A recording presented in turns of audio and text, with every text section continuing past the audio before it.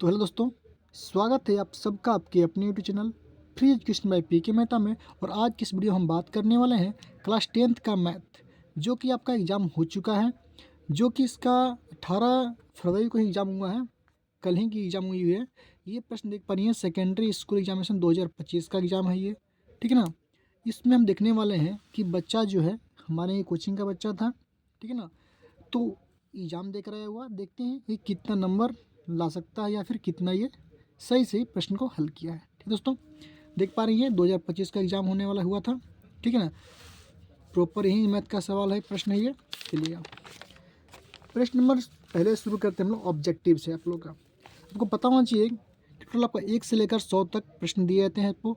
इसमें आपको 50 ही प्रश्न को सॉल्व करने होते हैं, ओनली 50 ऑब्जेक्टिव, ठीक है ना दोस्तों। चलिएगा, अब देखिएगा ये प्रश्न को इसने छोड़ दिया है। नंबर 1 प्रश्न, जो प्रश्न बनाए हुए हैं हम उसी को चेक करने वाले हैं। चलिएगा, ये नंबर दूसरा प्रश्न बनाया हुआ। नंबर दूसरा प्रश्न बनाया हुआ कि देखिए प्रश्न है, किसी समांतर श्रेणी के 3 क्रमागत, क्रमागत का मतलब क्या होता है, लगातार 5x प्लस 3 8x और 9x प्लस का 3 है, तो x का मान पूछ रहा है क्या होगा। x का मान पूछ रहा है तो क्या होगा। सबसे पहले से प्रश्न को आंसर वो 2 मारा है, वो 2 मारा, हमने मारा यहाँ पे 3, हमने चेक किया हुआ है। कैसे हुआ समझेंगे हम लोग। अब जैसा कि प्रश्न है आपका समांतर श्रेणी का, समांतर श्रेणी में है, तो समांतर श्रेणी कब होता है भैया, तो आप बोलेंगे कि जब डिफरेंस यानी कि दोनों अंकों का डिफरेंस, अंतर जो है समान हो। तो आपको पता होना चाहिए कि दोनों का डिफरेंस, पहला संख्या क्या है 5x प्लस का 3 है, दूसरा 8x है और तीसरा 9x प्लस का 3 है। इन दोनों का डिफरेंस जितना होगा वहीं इन दोनों का डिफरेंस होना चाहिए, यानी डी का वैल्यू क्या होना चाहिए, बराबर।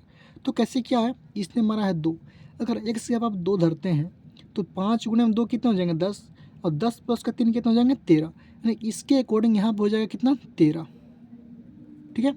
और 8 गुणे में 2 करेंगे कितना होगा 16। चलिए भैया, पहला टर्म कितना हो गया 13, दूसरा टर्म 16। चलिए यहाँ पे अंतर कितने का 3, यहाँ पे आपका 19 होना चाहिए इसके अकॉर्डिंग। 2 से मल्टीप्लाई करेंगे 9 दूनी होता है 18, और 18 प्लस का 3 कितने हैं 21। क्या आप ये समांतर श्रेणी में देख पा रहे हैं आप, नहीं, हमने कहा था 3। अब दिखते हैं 5 गुणे में 3 कितना होता है 15, 15 प्लस का 3 कितने होते हैं, आप बोलेंगे यहाँ पे 18 होते हैं, ठीक है। इसी प्रकार 8 गुणे में 3 कितने होते हैं 24, तो यहाँ पे करेंगे 24। 9 गुणे में 3 कितने होते हैं 27, 27 प्लस का 3 करेंगे कितना होगा आपका 30। अब देखिए दोनों का बीच का अंतर कितने का है 6 का, यहाँ भी कितने का है 6 का। जब समांतर श्रेणी उसको कहते हैं जब दोनों का बीच का डिफरेंस कितने का और सभी का समान हो, यानी कि यहाँ भी 6 यहाँ भी 6 है, तो हमारा समांतर श्रेणी में होगा। इसलिए आपका ऑप्शन क्या हुआ 3 आपका राइट आंसर हो जाएगा। तो बच्चे ने पहले प्रश्न ही क्या हुआ गलती कर चुका है, ठीक है। चलिएगा देखते हैं हम दूसरा प्रश्न। चलिए प्रश्न संख्या 3, प्रश्न संख्या 3 भी इसने बनाया हुआ है। इसने मारा ऑप्शन सी, हमने मारा ऑप्शन नंबर बी सही। आपका इस प्रश्न संख्या 2 भी क्या है, इसने गलत किया हुआ है। समांतर श्रेणी में पूछ रहा है कि निम्नलिखित में कौन समांतर श्रेणी है। हमने अभी बोला समांतर श्रेणी में क्या होता है, जिसका डिफरेंस यानी अंतर, सार्व अंतर क्या हो, बराबर हो। यहाँ बात करेंगे 2 का अंतर है, यहाँ पे बात करेंगे 6 का अंतर है, जो कि हम लोग का बराबर नहीं है तो नहीं है। यहाँ पे देखिए ए स्क्वायर है, यहाँ पे ए है, ए और ए क्या है ए स्क्वायर। अब देखिएगा इसने मारा ए, अब बताइए ए है पहला टर्म, दूसरा क्या है ए स्क्वायर। ए स्क्वायर का मतलब क्या है 2 बार ए इंटू ए है, फिर यहाँ पे 3 बार है, यहाँ पे 4 बार है। अब आपको नजर आता हो कि यहाँ पे एक का अंतर, यहाँ भी एक का अंतर, यहाँ भी एक का अंतर, नहीं ऐसा कुछ नहीं है। अगर आप यहाँ पे ए का कोई वैल्यू पुट करते हैं, एक के अलग पुट करते हैं, ठीक है, आप एक भी कर सकते, कोई दिक्कत नहीं है। अगर एक करते हैं तो एक, इसका वैल्यू कितना होगा एक होगा, एक का स्क्वायर कितना होता है एक होगा, एक का स्क्यू कितना होता है एक होता है, एक का फोर कितना होगा एक। अब सबका अंतर सेम है, यहाँ पे 0 0। आप बोलेंगे सर अंतर बिल्कुल नहीं, एक के अलावा आपको सोचने पड़ेंगे। मान लीजिए 2 लिया मैंने, तो एक का वैल्यू कितना होगा यहाँ पे 2। अब बताइए 2 का स्क्वायर कितना होता है, आप बोलेंगे 4, ठीक है। 2 क्यूब कितने होते हैं, तो आप बोलेंगे 8। 2 के पावर 4 का वैल्यू होता है हम लोग का 16। अब देखिए क्या सार्वंतर बराबर है क्या, यहाँ पे नहीं है ना, मतलब एक के अलावा आपको चेक करने होते हैं। अब देखिए सेम चीज़ यहाँ पे, अगर हमने 2 माना तो यहाँ पे 2 माना, 2 गुने 2 कितना था 4, यहाँ पर हो जाएगा आपका 2, यहाँ पर हो जाएगा 4। यही चीज़ 2 गुना 3 कितना है 6, 2 गुना 4 कितना हो जाएगा 8। अब यहाँ पे देखिएगा सर्वांतर क्या हो गया, समान हो गया। इसलिए आपका ऑप्शन नंबर बी क्या हुआ राइट होगा, ठीक है दोस्तों। चलिए अगला प्रश्न, अगला प्रश्न चौथा प्रश्न दिख रहा है यहाँ पे। वो कह रहा है निम्नलिखित में कौन समांतर श्रेणी में नहीं है, यहाँ पूछ रहा है पहले में क्या था, अब नहीं होगा तो सबसे 4 ऑप्शन में एक ऑप्शन क्या होगा, भिन्न होगा। अब देखिए यहाँ पे x है, यहाँ पे 2x, यहाँ पे 3x, यहाँ पे 4x। अंतर कितने का बोलेंगे आप, 1x का अंतर है ना। ये आपका समान शरीर में है। यहाँ पे 2 4 6 8 10 2 का अंतर है ना, यहाँ पे सही में 2 का अंतर है, तो ये आपका समान शरीर में है। 7 14 21, 7 का टेबल दिख रहा है यहाँ पे, डिफरेंस कितना हो गया, 7 का भी है। यहाँ पे 1 का स्क्वायर 1 होते हैं, 2 का 3 का स्क्वायर 9 होते हैं, 5 का 25, 7 का 5। यहाँ पे क्या है, AP नहीं है, आपसे पूछ रहे AP नहीं है, तो पहला बच्चे का पहला प्रश्न है जो सही हुआ ऑप्शन नंबर 4। 3 प्रश्न बनाया, तीनों का पहला प्रश्न ये सही किया हुआ है। चलिए देखते हैं अगला प्रश्न। प्रश्न क्या है आप लोग का, प्रथम n प्राकृत विषम संख्याओं का योगफल।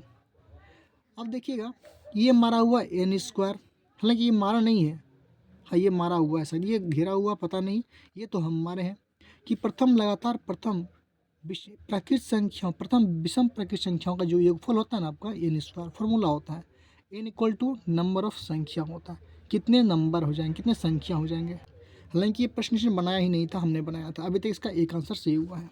चलिए प्रश्न संख्या 6 की बात करते हैं। बोला निम्नलिखित में किसका मान 1 के बराबर है, 1 के बराबर इसने मारा है ऑप्शन नंबर ए। चेक करते हैं, sine square 45 degree, cos square 45 degree, दोनों प्लस में है। साइन 45 का वैल्यू होता है आपको पता होना चाहिए, 1 बटे में कितना होना चाहिए, √2 होते हैं। इसका आपको करना है होल स्क्वायर, प्लस कोस 45 का वैल्यू कितना होता है, 1 बटे में √2 ही होता है, इसका करेंगे आप होल स्क्वायर। 1 का स्क्वायर 1 ही हो जाएगा आप लोग का, √2 का स्क्वायर कितना होता है 2, यानी 1/2, प्लस का 1/2 करेंगे, इसका आंसर कितना होता है 1, यानी हाफ प्लस हाफ कितना होता है फुल, यानी कि इसने आंसर ये सही मारा हुआ है। ठीक दोस्तों, चलिए प्रश्न संख्या आगे बात करेंगे। इसने 7 नंबर प्रश्न नहीं बनाए हुए, तो इसको हम लोग चेक नहीं करेंगे फिलहाल भी, ठीक है ना। 10 45 डिग्री की वैल्यू कितना होता है, तो आप बोलेंगे 1, इसने ये सही मारा हुआ है, ठीक है। चलिए सेक 60 का वैल्यू 2 मारा हुआ है यहाँ पे, इसने मारा हुआ 2, तो सेक 60 का वैल्यू 2 होता है, यानी कि ऑप्शन नंबर 9 नंबर सही है इसका। चलिए ऑप्शन नंबर 10 इसने नहीं बनाया हुआ है, ठीक है ना, यहाँ पे काला करके छोड़ दिया है, हमने बनाया ही नहीं है। हमने इनसे बोला था कि जो भी बनाएगा तुम आंसर को टिक मार कराना है इसको। तो अभी तक इसने 6 प्रश्न बना चुके हैं, इसमें इसने 3 सही किया हुआ है, ठीक है। चलिए नेक्स्ट देखते हैं हम लोग इसका।